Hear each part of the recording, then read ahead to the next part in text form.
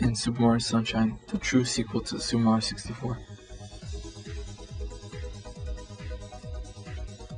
You've been playing Super Mario Sunshine, haven't you? The Legends of the Wind Waker. It's very controversial, yet amazing cel-shaded 3D models gave the game a feeling that you were watching an anime cartoon. This game was also noted for its wide sea world, a la Kevin Costner's Waterworld. Pikmin made its debut on the system, where we would see vivid images of Miyamoto's imagination into the natural world. The game was a real-time strategy game that has beautiful graphics of natural settings with interesting-looking creatures. The game is followed by Pikmin 2.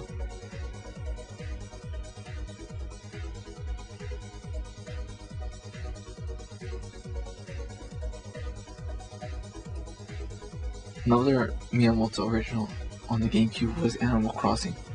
This game was released on N64 in Japan, but was never released on the N64 in the United States.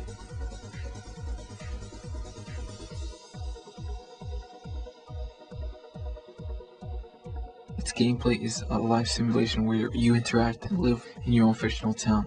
Actual time and dates affect events in the game such as Christmas or New Year's, plus you have to work and do some other chores, much like in real life.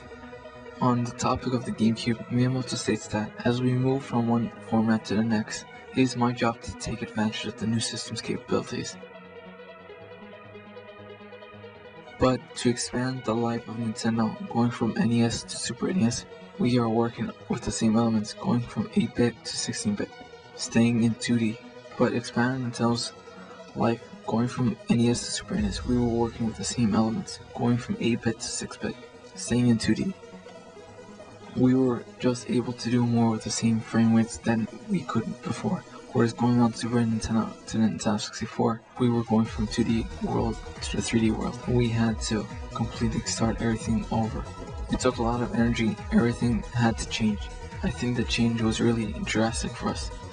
This time around, going from Nintendo 64 to GameCube, we are going from a 3D platform to another 3D platform.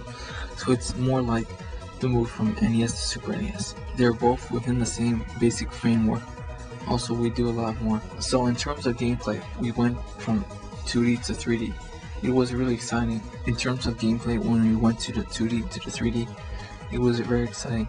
It had an appeal for me personally to grow the game in that manner. I think it had a lot of appeal for the customers to be able to experience these brand new luscious worlds. But really, I think we got to the point where the 3D world is just one option in the world of creating meaningful and creative gameplay. The period where 3D world equals value for the customer is over. It doesn't have the version that it had before.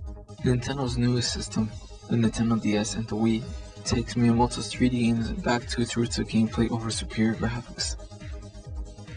Both consoles have unique ways of interfacing with the 3D environment. A strategy that hardcore games have criticized Miyamoto, yet that has led Nintendo to be widely successful to bringing the games to a more broader audience and keeping up sales against the graphically powerhouses of Microsoft and Sony.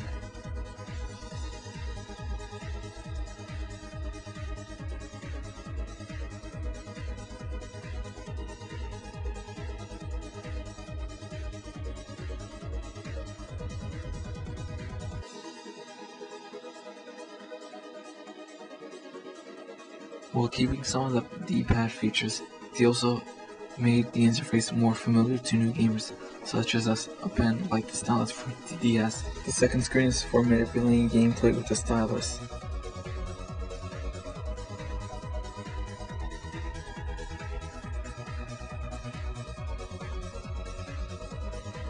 Or remote.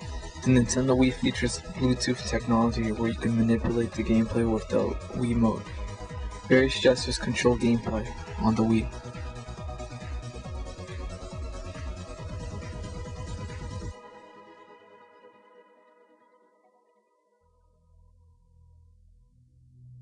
Other than the usual suspects of Mario, such as in Super Mario Galaxy and the new Super Mario Bros.,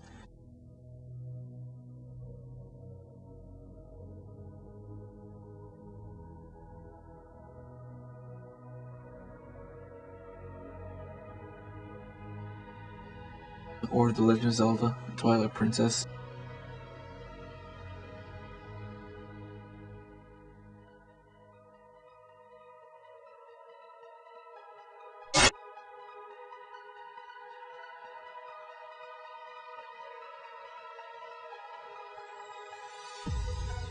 Miyamoto's new game on these systems were inspired from recent events in his life, such as when he got a dog for his family, as we see in Nintendogs.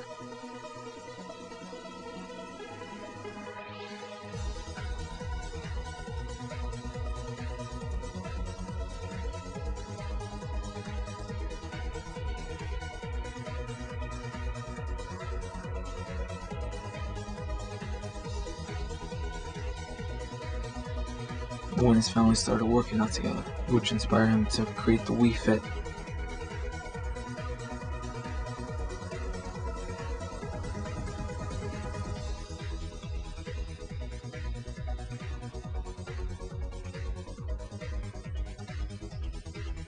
These family-friendly games contrast very much from the US games that have been criticized for being overly violent.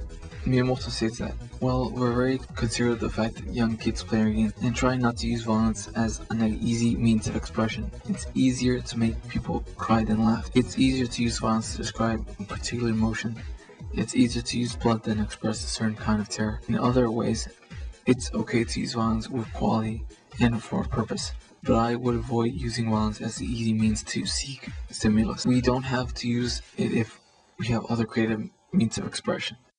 Miyamoto has helped Nintendo stay alive for all these years, where others have fallen in the face of rough competition.